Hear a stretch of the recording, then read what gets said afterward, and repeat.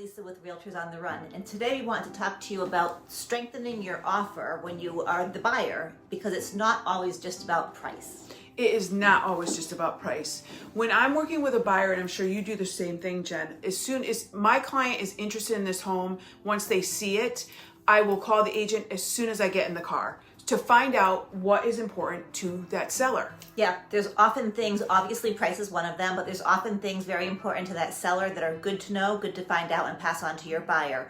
Oftentimes it is closing date. The seller may not be able to leave right away. They might want to stay in the house for a certain amount of time.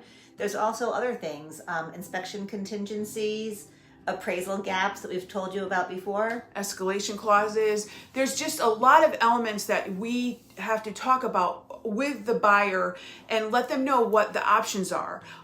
When you go in and make an offer, it's got to be a strong one in today's market. Yeah. And these things help to make them stronger. Earnest money down, how much money you put down, you're showing how much skin you have in the game, all the way through, like we said, appraisal gaps, if that comes into play, and anything you can do to strengthen it in the eyes of the seller, which is a great reason to have a great realtor who can discuss these things with you from the onset. And one of the things, and I know that Jen does the same thing, is I sit down and have a buyer consultation because the questions can be answered before we even start going and looking with that buyer, so that expectation is set.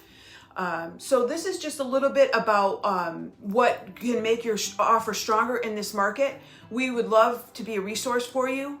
And so if you want to reach out to either one of us, please feel free. Give us a call. We'd love to have a conversation. Thanks for watching.